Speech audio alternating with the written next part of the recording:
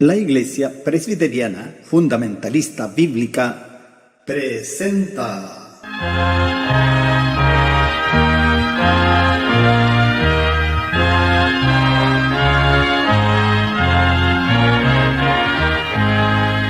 La última llamada.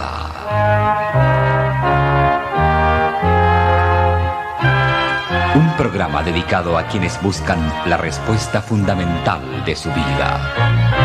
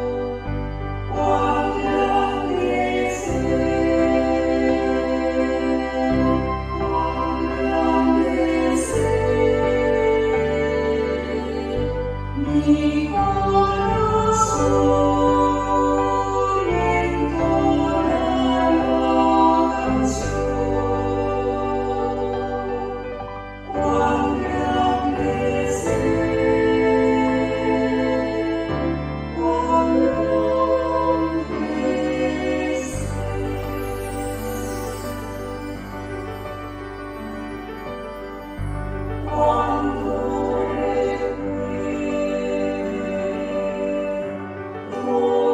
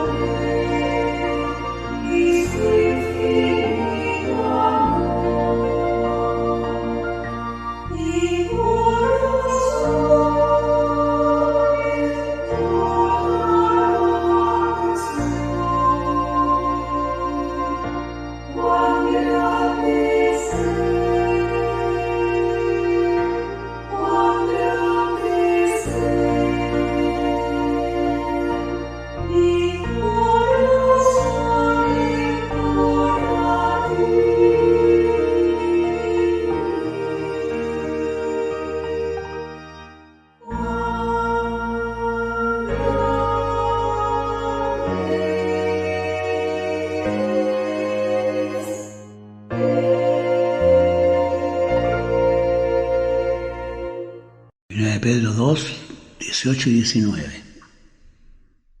Siervos, sed sujetos con todo temor a vuestros amos, no solamente a los buenos y humanos, sino también a los rigurosos, porque esto es agradable si alguno a causa de la conciencia delante de Dios sufre molestias, padeciendo injustamente. Lo que aquí Pedro dice a los esclavos, tenemos que aplicarlo a todo trabajador dependiente de un patrón o de un jefe. Debemos obedecerles como cualquiera sea su carácter. Si un jefe o patrón es malo y nos trata injustamente, no por eso vamos a tratar de perjudicarlo y hacer mal nuestro trabajo, como desquite. Dios se agrada de que algunos, aunque seamos maltratados, nosotros nos portemos bien pagando bien por mal. Y esto, por nuestra conciencia cristiana, a veces nuestra buena respuesta nos ganará la voluntad de nuestros superiores.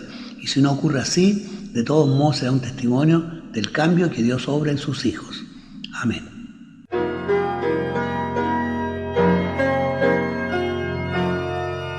Si habla Dios, los montes retumban. Si habla Dios, el mar temblará. Si habla Dios, mi alma lo escucha. Ay, fiel comunión con mi Dios. Habla, Señor, oigo tu voz, Dios infinito, potente y bendito, ven hoy a mi corazón.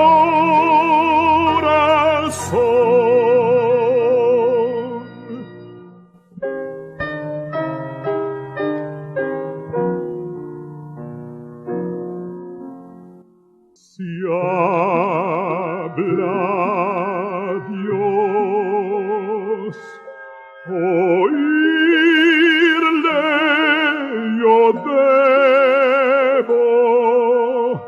Si habla Dios, mi mal cesará. Si habla Dios, rendido me entrego, anhelo su voz acatar.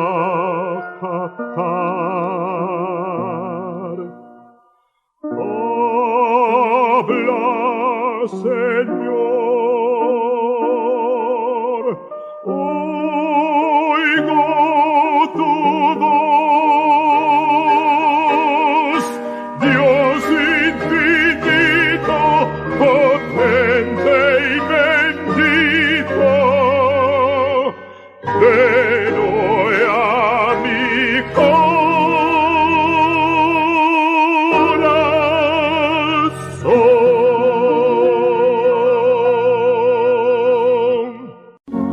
Presente en espíritu.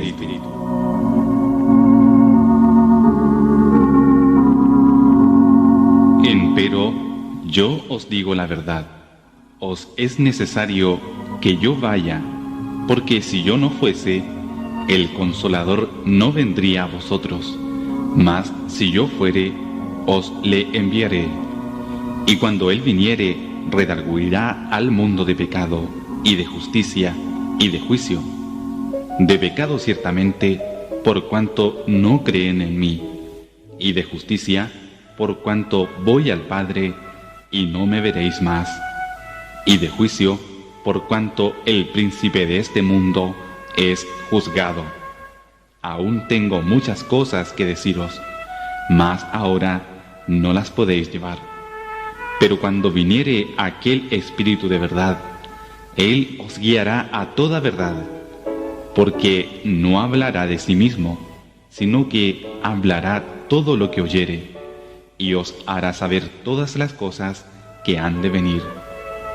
Él me glorificará, porque tomará de lo mío, y os lo hará saber.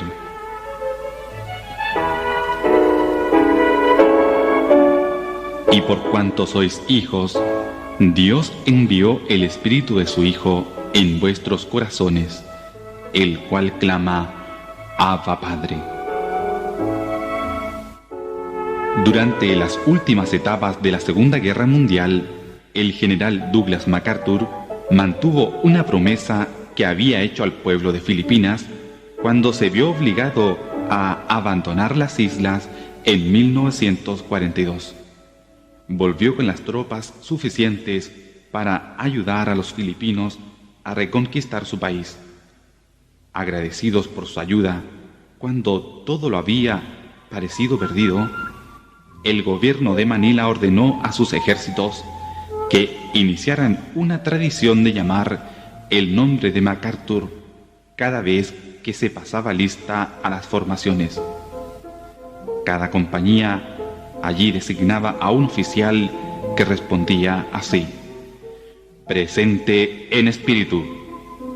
Este gesto simbólico ayudó a que la dedicación y valor del general siguiera viviendo en los corazones de los soldados mucho tiempo después que MacArthur hubiera desaparecido. Estas palabras, presente en espíritu, me recuerdan a uno que estaba verdaderamente presente con cada cristiano nacido de nuevo. Cuando Jesús vino a la tierra como Salvador nuestro, murió en la cruz y resucitó de entre los muertos, ofreciendo un camino para que pudiéramos escapar a la conquista de nuestros corazones por el enemigo. Y después que el Señor Jesús abandonara esta tierra, envió a su Santo Espíritu el día de Pentecostés. Aunque Jesús no estaba con nosotros ahora de una manera corporal, el Espíritu lo hace real para nosotros. Si los soldados filipinos pueden, así con una simple ceremonia, quedar alentados con el recuerdo de MacArthur, ¿cuánto más nosotros como cristianos podemos ser alentados por el Espíritu Santo que mora en nosotros, convenciéndonos, conduciéndonos, fortaleciéndonos e iluminándonos? Tan solo precisamos rendirnos a su control. La victoria está asegurada debido a que Él siempre está presente. El corazón del cristiano es la morada del Espíritu Santo.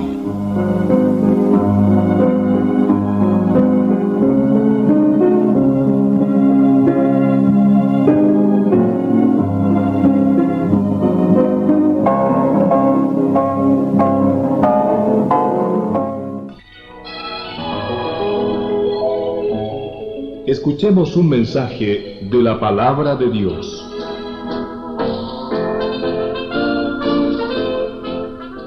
Queridos hermanos, me es grato saludarles nuevamente, esperando que sean bendecidos en sus vidas y en sus hogares.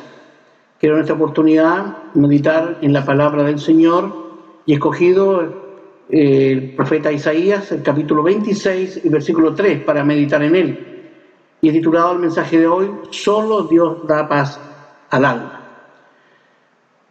Dice lo siguiente el pasaje: Tú le guardarás en completa paz, cuyo pensamiento en ti persevera, porque en ti se ha confiado. Solo Dios da paz al alma. No hay ninguna duda, hermanos y amigos, de que vivimos actualmente en una sociedad muy sofisticada que nos presiona y que nos está asfixiando en nuestra alma. Este modelo de vida está dejando un caos en las almas, generando la cultura del vacío y carencia espiritual en las personas. Esta es la razón de la falta de reposo y paz en el corazón de miles de personas. Pero en este versículo que he escogido el día de hoy, encontramos una maravillosa promesa dada en el periodo más oscuro de la historia del pueblo de Israel, pero que puede ayudarnos, especialmente el día de hoy, cuando estamos rodeados de tristeza, de angustia, de depresión y amenazados por la duda, el temor y la preocupación. En la Biblia no hay ninguna promesa que nos asegure que en esta vida estaremos libres de adversidades, de dificultades, pero sí encontramos múltiples promesas donde se nos promete algo mejor. Se nos promete paz en medio de las adversidades. Se nos asegura que en medio de la más dura tormenta, el alma que confía en Dios puede tener paz interior y puede tener una tranquila confianza. Hoy vivimos en un mundo falto de esta paz. Vemos acrecentada la amargura como el cáncer moderno del alma. La amargura sin duda es un mal muy antiguo. Ha estado en el corazón de la humanidad desde sus inicios. Solamente basta recordar cómo la amargura de Caín llevó a darle muerte a su hermano Abel. Y también está en los que somos creyentes, puede también estar la amargura, la falta de esperanza, la falta de tranquilidad. En griego, amargura da la idea de punzar, de algo fuerte que punza hasta lo más profundo en el interior del corazón. El no tratar la amargura a tiempo puede destruir el alma de muchas personas, y eso lo vemos habitualmente. Por eso es que el apóstol en Hebreos 12:15 nos dice: mirando bien, que ninguna raíz de amargura brotando os impida, y que por ella muchos sean contaminados. La amargura el día de hoy es una pandemia, una verdadera pandemia. La amargura es un sentimiento de enojo, de resentimiento, de agresividad, como lo vemos hoy, de falta de perdón, tristeza, rencor, envidia. La amargura es un pecado y debemos renunciar a este pecado, como nos está pidiendo el Señor ahí en Efesios 4:31. Dice Pablo: toda amargura y enojo, ira y voces y maledicencia sea quitada de vosotros. Ahora, ¿qué consecuencias trae la amargura y la falta de paz? Bueno, quita el gozo de Dios de nuestro corazón. Puede causar incluso enfermedades neurológicas, psicológicas, cardíacas, respiratorias y un sinnúmero de otras patologías. Además, la amargura impide entender, comprender la voluntad de Dios. La amargura daña no solo a nosotros, daña también a otras personas, a los que más queremos. Lo vemos especialmente esto, el daño a otras personas, en la alta violencia y la criminalidad que se da en nuestra propia patria. La amargura además nubla la razón. Esto le pasó a Asaf, y lo escribe y lo describe muy bien ahí en el Salmo 73. Cuando él, viendo la prosperidad de los impíos, la verdad es que su corazón, fue movido a amargura. Y él dice lo siguiente: desazonóse la verdad mi corazón, y en mis riñones sentía punzadas, mas yo era un ignorante y no entendía, era como una bestia acerca de ti. La amargura también da lugar al diablo, como dice Efesios 4:26. No se ponga el sol sobre vuestro enojo, ni deis lugar al diablo. Y además, la amargura causa muchos daños de tipo espiritual. Por eso es que la advertencia: mirando bien, que ninguna raíz de amargura brotando os impida, que nos impida que vivamos en paz, que la amargura nos impida que tengamos comunión con Dios, que ninguna amargura nos impida alimentarnos debidamente en la fe, que ninguna amargura nos impida testificar adecuadamente del Señor. Ahora, ¿cómo podemos librarnos de la amargura? Ya sabemos el llamado: hay que arrancarla de raíz del corazón para que no traiga otros males. Hay que combatirla en el Señor, en Cristo, y por supuesto con mucha oración, porque toda amargura, enojo, ira y voces y maledicencia sea quitada de vosotros. Segundo, vemos también hoy una necesidad de reposo y de paz espiritual. Hoy es extremadamente urgente el reposo y la paz del espíritu. Esta paz sabemos que es un donativo divino, no está en el corazón natural del hombre, porque es fruto del Espíritu Santo, que nos viene de la gracia de Dios por medio de la recepción de Cristo, el príncipe de paz, como nuestro Salvador, y es aplicada en nosotros por el Espíritu Santo. Él la despliega en nuestros corazones. La paz es dejar nuestras cargas en las manos y suficiencia de Dios para descansar en el alma, para alegrarnos en Dios para disfrutar de esa paz que nos da, del gozo y la seguridad profunda y eterna que solo nuestro Dios bondadoso nos puede dar. Ahora yo pregunto, hermano, ¿es esta nuestra realidad espiritual actual? ¿Es esto lo que estamos viviendo en nuestro corazón? ¿De verdad estamos gozando de paz a pesar de las circunstancias que estamos viviendo? En la actualidad son millones las personas que no tienen este reposo espiritual en sus vidas. Se dice que unas 275 millones de niños sufren violencia, abuso y maltrato en el mundo. Al día millones de personas mueren en actos de homicidios, de violencia extrema. Unos 55 millones mueren cada año, la mayoría sin conocer a Cristo, y de muerte violenta, muchos de ellos. Son muchos los que no tienen el reposo espiritual, porque su paz, su gozo y su seguridad claramente son superficiales, son falsos y son momentáneos como lo que este mundo provee. Son dependientes de circunstancias externas de este mundo y no de la fe profunda en el Señor. Muchos no tienen paz espiritual porque no tienen a Cristo, ni tienen el conocimiento ni la vivencia de la palabra consoladora de Dios. No disfrutan de paz porque su vida está centrada solo en sí mismo, en lo terrenal y no en el Dios de paz. Lo tercero, ¿cómo se puede tener paz y reposo espiritual? Lo primero es categórico, solo en relación con Dios. Por eso que Isaías 26:3 nos dice en su primera parte, tú le guardarás en completa paz o en perfecta paz, tú lo harás. Es decir, Dios es el único que nos da y guarda en completa paz. También dice el Salmo 147:14, Él pone en tu término la paz. Es Dios el que pone esa paz en nuestro término. Porque la paz es un estado pleno de quietud, de unidad con Dios, que nada ni nadie puede destruir. Se puede vivir en todo momento esa paz, en todo estado y en toda condición, sin importar, hermanos, las circunstancias de nuestra vida. Dice Pablo en 2 a los Tesalonicenses 3:16, y el mismo Señor de paz os dé siempre paz en toda manera, en toda forma, en toda circunstancia, en todo lugar y en todo tiempo. Y quiero aclarar algo, no hay ningún sustituto para tener esta completa paz, no hay ninguna alternativa.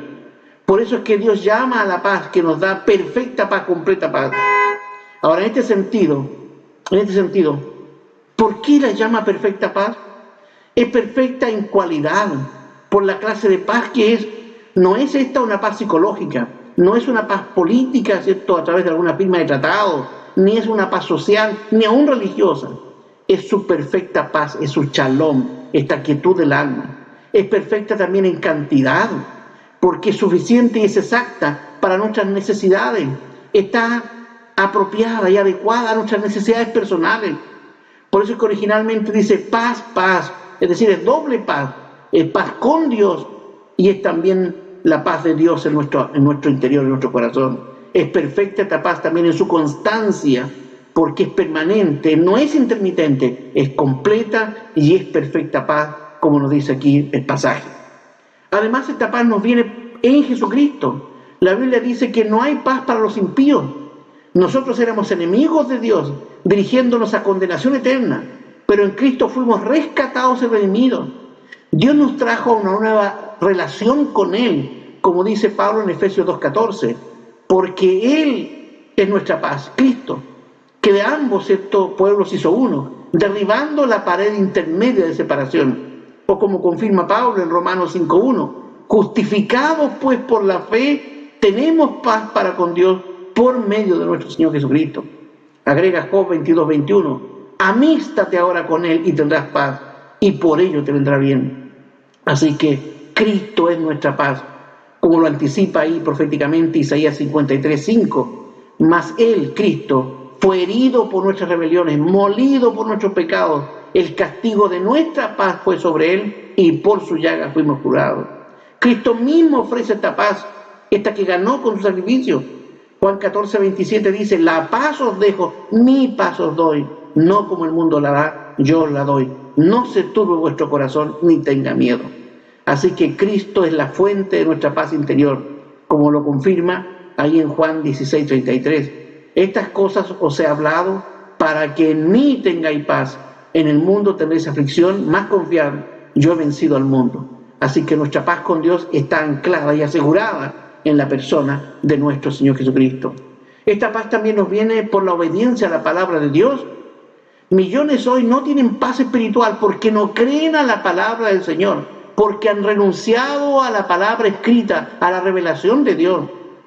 Pero dice el Salmo 119, 165, que mucha paz tienen los que aman tu ley y no hay para ellos tropiezo. Mucha paz tienen. ¿Quiénes?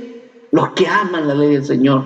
Dice Isaías 48, 18, ojalá miraras tú a mis mandamientos, fuera entonces tu paz como un río y tu justicia como las ondas de la mar. La paz también nos viene cuando tenemos un pensamiento elevado, un pensamiento celestial. Por eso es que dice Isaías 26:3, aquel cuyo pensamiento en ti persevera. Lo que nos está diciendo este pasaje es que quien disfruta de paz en su alma es aquel que persevera en pensar como Dios piensa, en tener la mente de Cristo, en ver cómo Dios nos ve, tener una cosmovisión espiritual, en ver toda la luz de la palabra del Señor y perseverando en esta conducta, no actuando de manera circunstancial, no actuando de manera intermitente o momentánea, sino perseverando en esta conducta de tener un pensamiento celestial, una mirada espiritual. Esta paz nos viene claramente por confiar en Dios, como dice la última parte del versículo 3 aquí, Isaías 26:3, porque en ti se ha confiado. Sabemos que todo cristiano, mientras más confía en Dios, más sigue sus consejos, más sigue sus caminos, más sigue sus propósitos, más le obedece. Y así, tanto más descansará en Él y más paz habrá en el alma de un cristiano que vive así, que confía en el Señor. Dice Isaías 57:2, entrará en la paz, descansarán en sus lechos todos los que andan delante de Dios. Así que, hermanos, se nos promete paz, aún en tiempos difíciles como los que ahora estamos viviendo. Así se nos promete en Isaías 32, 16 al 18. Y habitará el juicio en el desierto, aún allí en el desierto. Y en el campo labrado asentará la justicia. Y el efecto de la justicia será paz, y la labor de justicia reposo y seguridad para siempre. Y mi pueblo habitará en morada de paz, y en habitaciones seguras, y en recreos de reposo. Ojalá, hermanos, esta sea nuestra propia experiencia, que esta sea, usted que me está escuchando, que esta sea, ojalá su propia realidad, su propia experiencia. Así que no importa cuán agitado viva este mundo, no importa cuán grandes sean nuestras pruebas y adversidades, tenemos un Dios todopoderoso que se compadece siempre de sus hijos y que ha prometido guardar nuestro corazón y darnos paz perfecta y darnos reposo. En este versículo que hemos analizado, Dios nos promete perfecta paz, pero pone aquí dos condiciones para ser guardados en esta completa paz. Primeramente, en aquel cuyo pensamiento en ti persevera, y lo segundo es aquel que también en ti se ha confiado. Ambas expresiones hablan de fe, pero una apunta, ¿cierto?, y enfatiza a la cabeza, y la otra está dirigida al corazón, porque con nuestra cabeza creemos y con nuestro corazón confiamos. Con la cabeza creemos que Dios es el autor de la paz, el dador de la paz, y con el corazón confiamos en Él para cumplir en nosotros lo que promete. Así que la perfecta paz es el Señor mismo, glorificado y glorioso en nosotros. Esta paz no es simplemente una experiencia, no es una doctrina, no es solo una cosa, sino el Señor mismo dominando nuestra propia vida. Así que, hermanos, demos gracias a Dios por su paz, paz con Él y paz en Él y paz aún con otros. Demos gracias a Dios por Cristo, porque sin su obra la paz sería imposible, porque sabemos que no hay paz para los impíos. Pidamos a Dios que nos haga pacificadores en un mundo tan confuso, tan violento como el que hoy vivimos. Y pidamos también al Señor que aumente nuestra confianza y nuestra fe profunda en Él.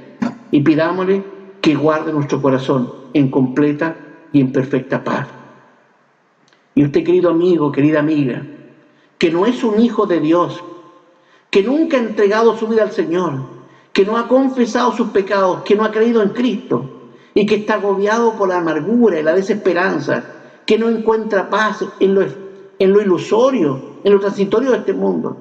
Dios le dice que no hay paz para los impíos y que solo Él le puede dar paz y vida en abundancia.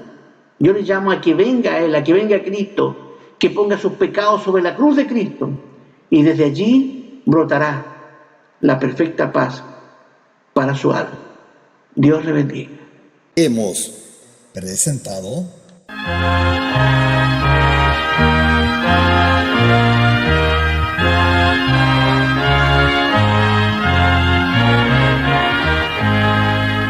La última llamada.